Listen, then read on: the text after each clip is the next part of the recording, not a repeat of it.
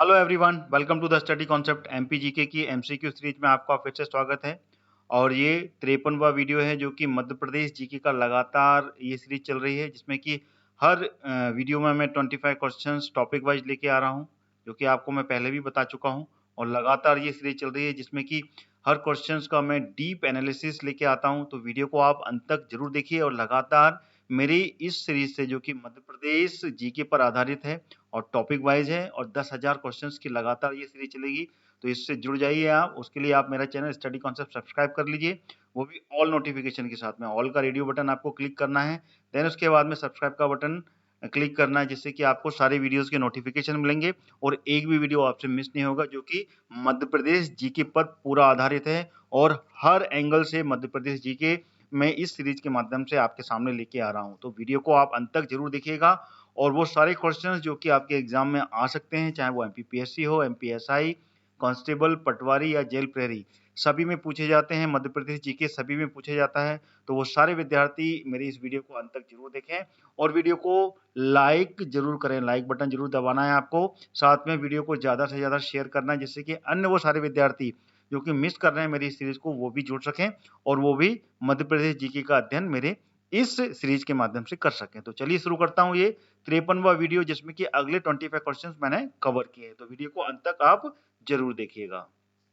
ये लीजिए, आ गया पहला प्रश्न आपके सामने। मध्य प्रदेश के किस शहर में सरकारी अफीम का अपभार कारखाना स्थित है? मंदसौर, नीमच, धार या फिर ओरछा? तो इसका सही विकल्प है नीमच। नीमच में स्थित है। जैसे कि मैं आपको पिछली वीडियोस की क्वेश्चंस में ही मैं बता चुका हूं कि अफीम का जो कारखाना है, अपवार कारखाना, और अफीम की जो एल्कलाइड फैक्ट्री है, वो नीमच में स्थित है। क्योंकि नीमच और मंदसौर यही दोनों ऐसे जिले हैं यहाँ पे कि अफीम की खेती की जाती है। अफीम का उद्योग पनपता है यहाँ पर और अफीम यहाँ पर उगाई जाती है, इसलिए अफीम का कारखाना उसी जिले में होगा यहाँ पे कि अफीम की खेती की जाती है। ठीक है, तो ये इसका सही उत्तर होगा। अगला प्रश्न आ गया। मध्य प्रदेश में सूक्ष्म, लघु एवं मध्यम उद्योग विकास अधिनियम कब से प्रभावशील हुआ था? 2 अक्टूबर 2006, 26 जनवरी 2006 या 15 अगस्त 2006 या इनमें से कोई नहीं? तो इसका जो सही विकल्प है वो पहला वाला बिल्कुल सही है, यानी कि 2 अक्टूबर गांधी जयंती के उपलक्ष्य में ये जो अधिनियम है, जिसमें कि सूक्ष्म, लघु और मध्यम उद्योग के जो भी उद्योग होते हैं उनके लिए ये अधिनियम पारित किया गया था और इसको प्रभावशील बनाया गया था 2 अक्टूबर 2006 से। और इस समय किसकी सरकार थी? भाजपा की सरकार थी, यानी कि बीजेपी। शिवराज सिंह चौहान इस समय मध्य प्रदेश के मुख्यमंत्री रहे थे। ठीक है, और अभी भी जो मुख्यमंत्री हैं वो कौन है? शिवराज सिंह चौहान जी हैं। ठीक है, चलिए आगे बढ़ते हैं। अगला प्रश्न आ गया। मध्य प्रदेश का कौन सा स्थान या जिला सीमेंट उद्योग के लिए नहीं जाना जाता? दमोह, बुरहानपुर, सतना और कटनी? तो इसका जो सही विकल्प है, जो कि सीमेंट उद्योग के लिए नहीं जाना जाता है, वो है बुरहानपुर। और बुरहानपुर किस लिए जाना जाता है? ये जाना जाता है न्यूज पेपर प्रिंट जो होता है उसका कारखाना है। कहाँ पर? बुरहानपुर के कहाँ पर? नेपा नगर में है, जो कि पूरे भारत का सबसे पहला न्यूज प्रिंट का कारखाना था, जो कि 1948-49 में इसको एस्टेब्लिश किया गया था। ठीक है, चलिए आगे बढ़ते हैं। बाकी के ये तीनों जिले, सतना जिला और सतना, दमोह और कटनी, यहाँ पर सीमेंट उद्योग होता है। सीमेंट उद्योग के कारखाने हैं। वो क्यों हैं? क्योंकि ये जो क्षेत्र है यहाँ पर चूने की अधिकता पाई जाती है। चूना अधिक मात्रा में पाया जाता है और सीमेंट में चूने की उपयोगिता होती है, चूना डाला जाता है, इसलिए यहाँ पर सीमेंट उद्योग विकसित हो रहा है। ठीक है, तीनों जिले में। क्लियर हो गया? चलिए आगे बढ़ते हैं। अगला प्रश्न आ गया। मध्य प्रदेश में एकमात्र छाता उद्योग कहाँ पर स्थापित है? महू, भोपाल, देवास या फिर विदिशा? तो इसका सही विकल्प है महू में। और महू किस जिले में आता है? यह आता है इंदौर जिले में। यह आपको क्लियर होना चाहिए।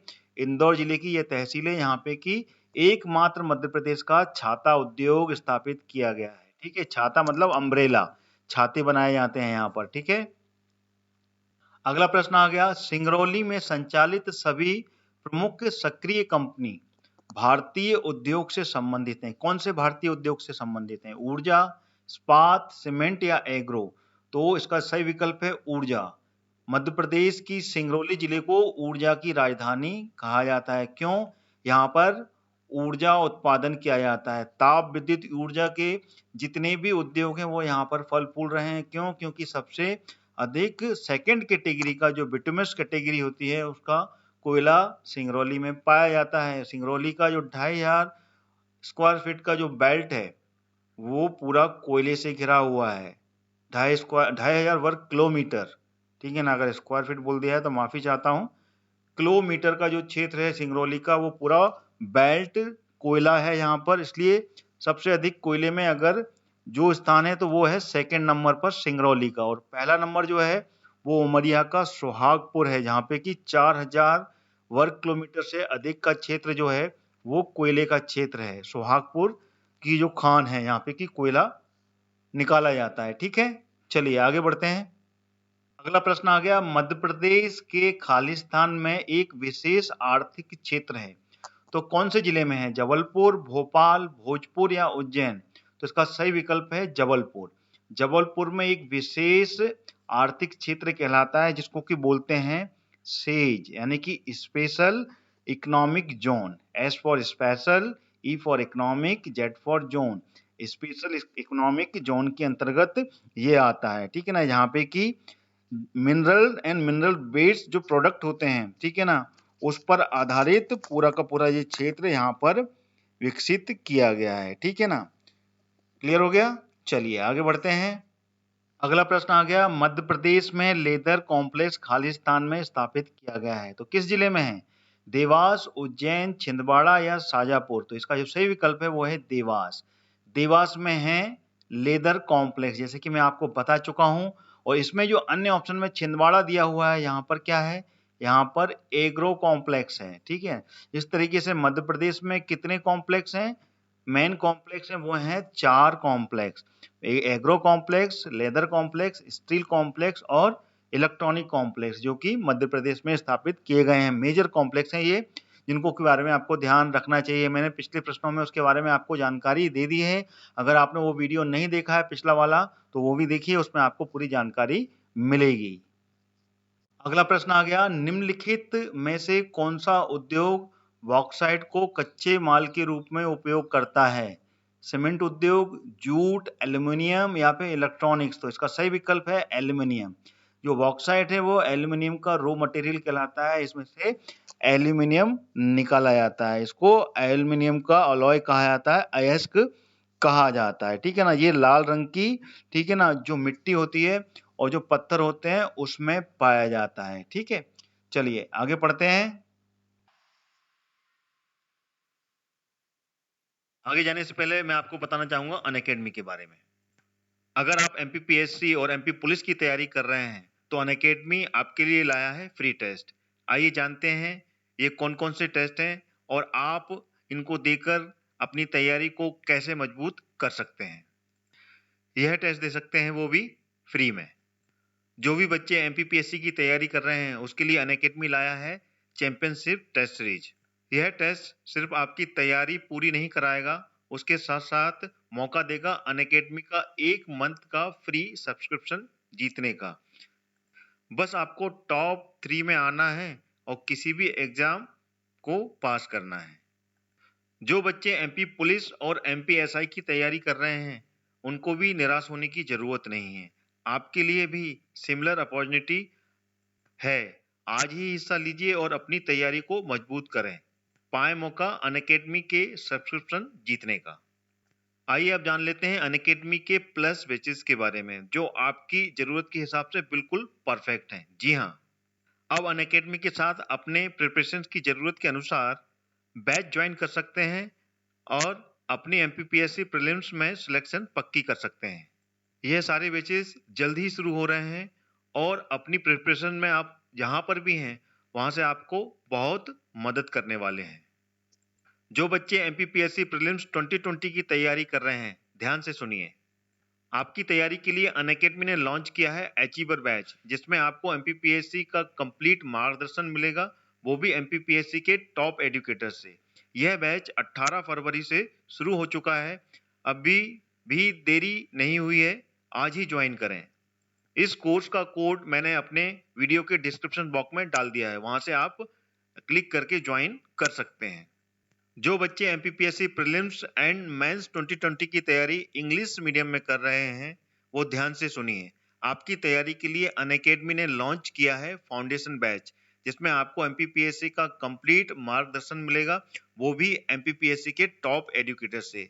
यह बैच 18 फरवरी से शुरू हो चुका है, अभी भी देरी नहीं हुई है, इसे आप ज्वाइन कर सकते हैं। इसका भी लिंक मैंने वीडियो के डिस्क्रिप्शन बॉक्स में डाल दिया है, वहां से आप क्लिक करके इस कोर्स को ज्वाइन कर सकते हैं।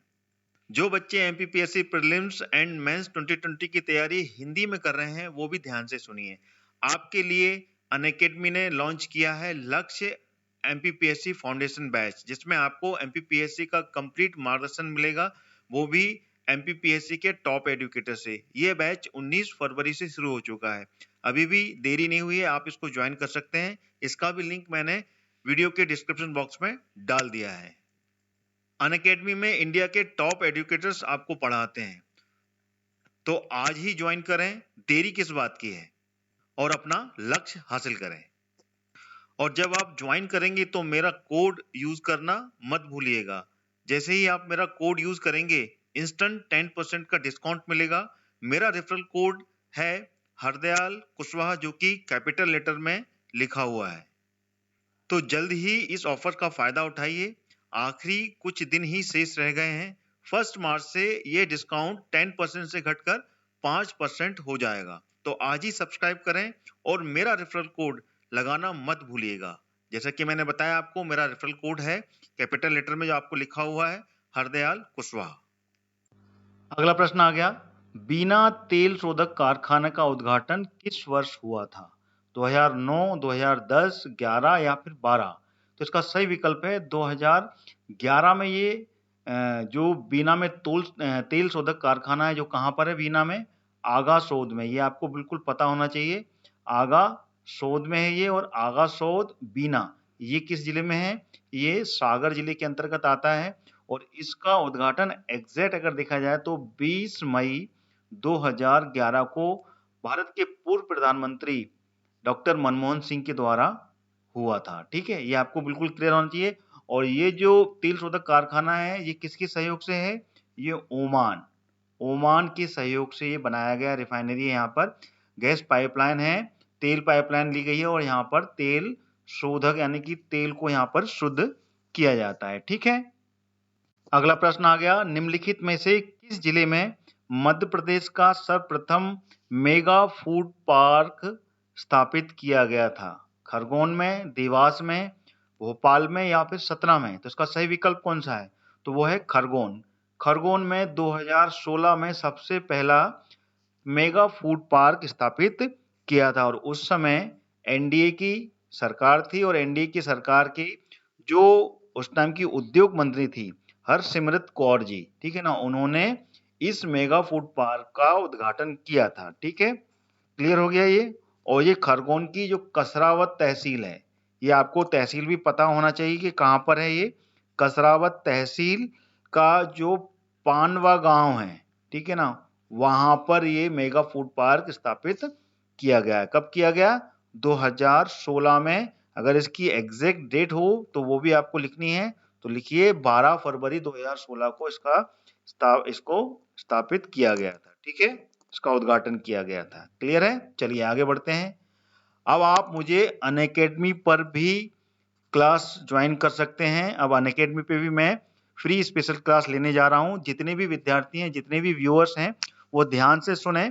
अनअकैडमी पर मैं फ्री स्पेशल क्लास लेने जा रहा हूं, जहां पे कि आप मध्य प्रदेश जीके और अन्य टॉपिक के जो जीके हैं उसकी एमसीक्यू सीरीज, साथ में टॉपिक वाइज जो भी फैक्ट्स हैं वो वहां पर मैं कवर करने वाला हूं।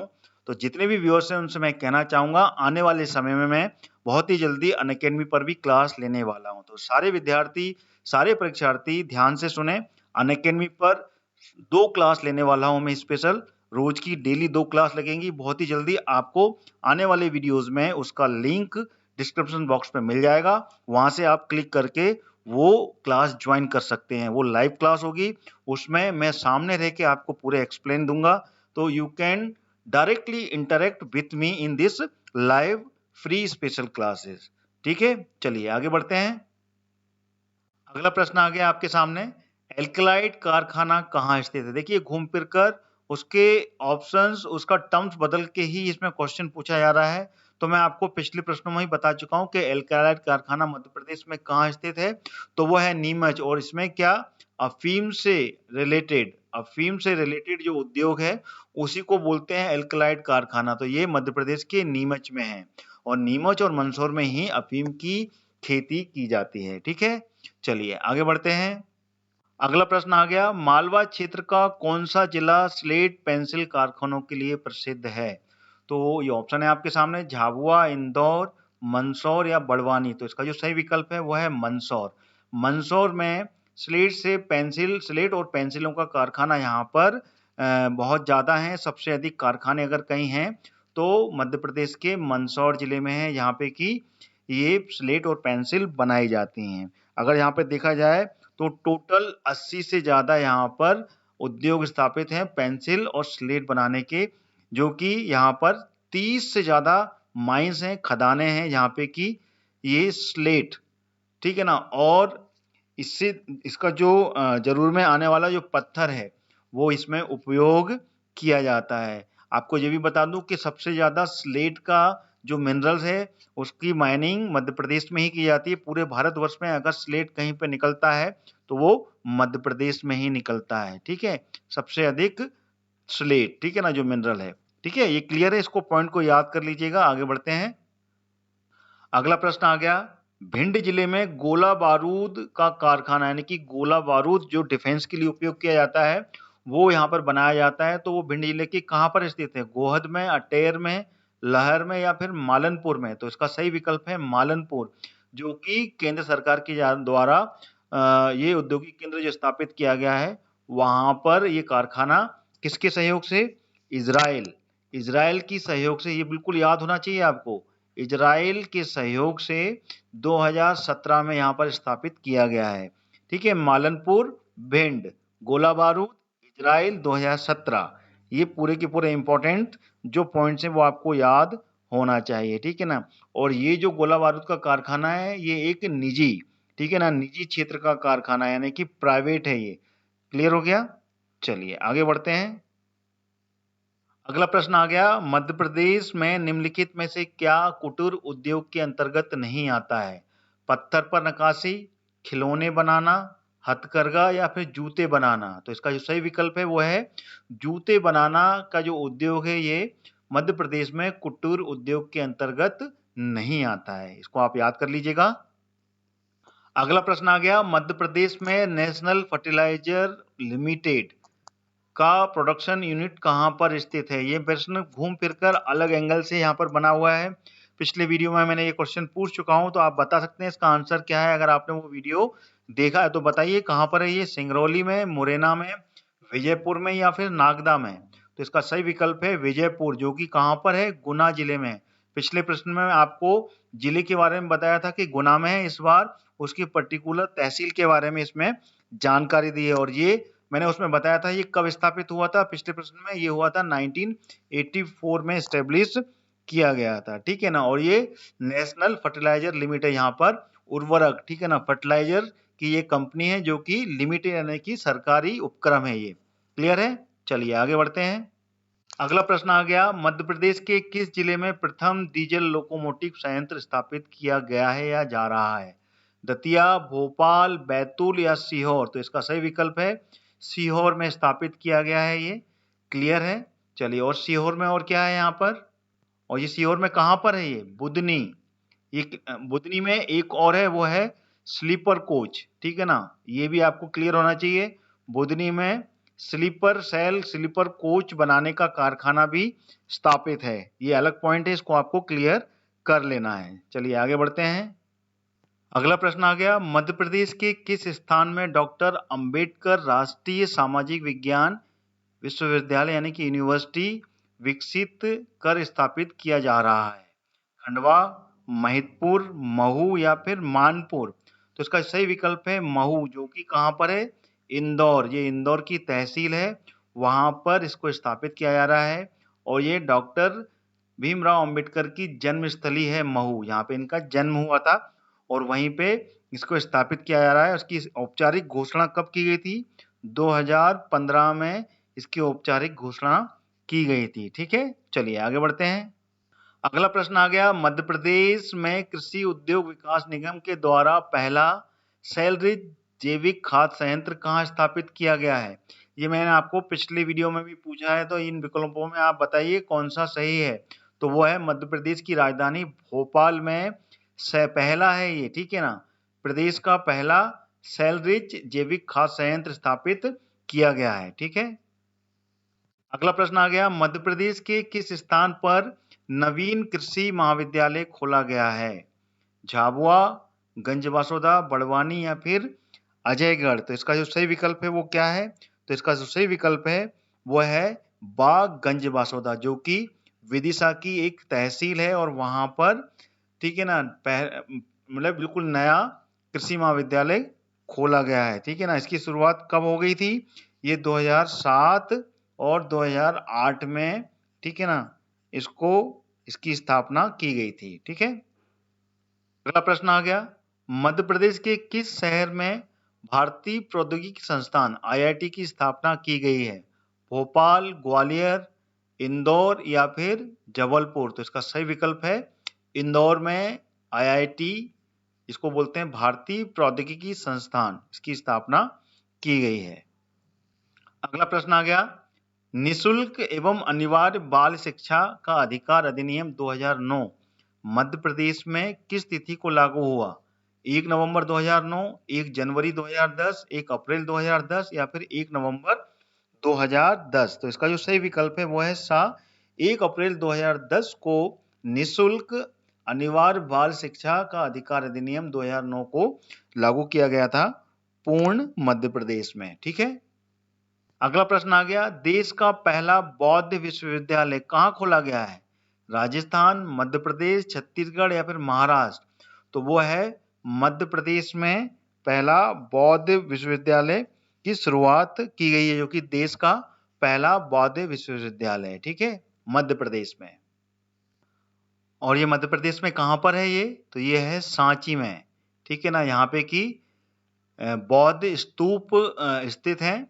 ठीक है, और इसका निर्माण किन के काल में करवाया था? गुप्त वंश के, ये ध्यान रखिएगा, गुप्त वंश ने इसकी शुरुआत की थी और और उससे पहले शुरुआत हो गई थी जो कि चंद्रगुप्त मौर्य, इसलिए मौर्य वंश को इसके शुरुआती दौर में इसका निर्माण करवाया, बाद में शुंग ने इसको आगे बढ़ाया, बाद में गुप्त ने भी यहाँ पर कुछ कार्य करवाए। तो ध्यान रखिएगा, सबसे पहले मौर्य वंश के जो सम्राट अशोक ने, उन्होंने स्तूपों का निर्माण यहाँ पर करवाया था और सांची को वर्ल्ड हेरिटेज की यूनेस्को की साइट में भी शामिल किया गया है। कब किया गया था ये? सबसे पहले बताइए। तो ये हुआ था 1989 में, इसको वर्ल्ड हेरिटेज साइट में, जो कि यूनेस्को, ठीक है ना, यूनेस्को ने अपनी विश्व धरोहर की सूची में इसको शामिल किया गया था। तो मध्य प्रदेश के 3 क्षेत्र हैं जो कि सबसे पहले वर्ल्ड हेरिटेज की यूनेस्को में शामिल हुए थे। एक तो भीमबेटका, एक सांची रहा और दूसरा खजुराहो। तो सबसे पहले खजुराहो जो कि 1986 में शामिल हुआ था, फिर सांची, उसके बाद में भीमबेटका जिसको कि 2003 में यूनेस्को ने विश्व धरोहर की सूची में शामिल किया था। ठीक है, तो ये देश का पहला बौद्ध यूनिवर्सिटी है जो कि सांची में खोला गया है। ठीक है, अगला प्रश्न आ गया, महाराजा छत्रसाल बुंदेलखंड यूनिवर्सिटी कहाँ स्थापित किया गया है? ओरछा, छतरपुर, टीकमगढ़ या फिर सतना? तो इसका जो सही विकल्प है वो है छतरपुर। छतरपुर में इसको स्थापित किया गया है और ये 2015 में बनकर तैयार हो चुका है। ठीक है, अगला प्रश्न है, वर्तमान में मध्य प्रदेश में कितनी यूनिवर्सिटीज हैं, विश्वविद्यालय हैं? 18, 25, 21 या फिर 15? तो इसका जो सही विकल्प है तो वो है 25। वर्तमान में अगर सभी क्षेत्र के यूनिवर्सिटीज को देखा जाए, जिसमें कि engineering, medical college, agriculture college और सामान्य शिक्षा, इन सभी को मिलाकर देखा जाए तो टोटल यहाँ पर 25 यूनिवर्सिटी हैं जो कि कार्य कर रही हैं। ठीक है, पढ़ा रही हैं, शिक्षा का काम कर रही हैं। अगला प्रश्न आ गया, माखनलाल चतुर्वेदी राष्ट्रीय पत्रकारिता विश्वविद्यालय की स्थापना कब की गई थी? 88 में, 91 जनवरी में, या फरवरी 91 में, या फिर 1993 में। तो इसका जो सही विकल्प है वो कौन सा है? तो इसका सही विकल्प है बा, जनवरी 1991 में माखनलाल चतुर्वेदी राष्ट्रीय पत्रकारिता यूनिवर्सिटी की स्थापना की गई थी। ठीक है, अगला प्रश्न आ गया, मध्य प्रदेश के इस शहर में दंत चिकित्सा महाविद्यालय है, कहां पर है? इंदौर में, भोपाल में, ग्वालियर में, या फिर जबलपुर में। तो और इस वीडियो का आखिरी क्वेश्चन है, ठीक है ना, 25 क्वेश्चन थे इसमें, तो ये आखिरी क्वेश्चन है। तो बताइए कहां पर है दंत चिकित्सालय? तो ये है इंदौर में।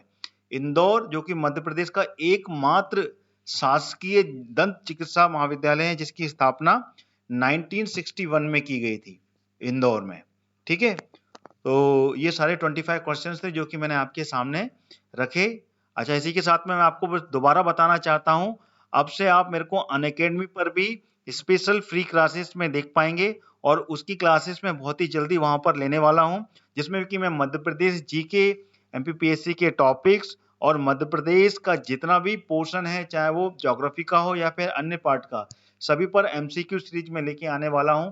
तो वो सारे विद्यार्थी जो कि मध्य प्रदेश जीके और अन्य टॉपिक्स पर मेरे साथ जुड़ना चाहते हैं, वो मेरे अनअकैडमी की फ्री क्लासेस जो कि स्पेशल क्लासेस हैं उस पर जुड़ सकते हैं। बहुत ही जल्दी उनकी क्लास मैं शुरू करने वाला हूं, तो सारे विद्यार्थी उसमें बिल्कुल जुड़ें, और उसका लिंक आपको आने वाली वीडियोस में मिलेगा, जिसको कि क्लिक करके आप अनअकैडमी की स्पेशल क्लासेस को भी ज्वाइन कर सकते हैं, और सारे डाउट्स वहां पे आप मेरे द्वारा क्लियर कर सकते हैं। वो स्पेशल क्लास पूरी लाइव क्लास होने वाली है, तो सारे विद्यार्थियों से मैं कहना चाहूंगा कि आप वहां पर भी मुझसे आकर जुड़ें और सारे डाउट्स लाइव क्लास में लाइव क्लियर कर सकते हैं। तो इसी के साथ में अपना ये वीडियो मैं यहीं समाप्त करता हूं। लगातार जुड़े रहिए मेरे स्टडी कॉन्सेप्ट चैनल से, और देखते रहिए वो सारे क्वेश्चंस जो कि मध्य प्रदेश जीके पर आधारित है। साथ ही साथ अनअकैडमी पर भी स्पेशल क्लास में आप जरूर जुड़िएगा। जय हिंद, जय भारत।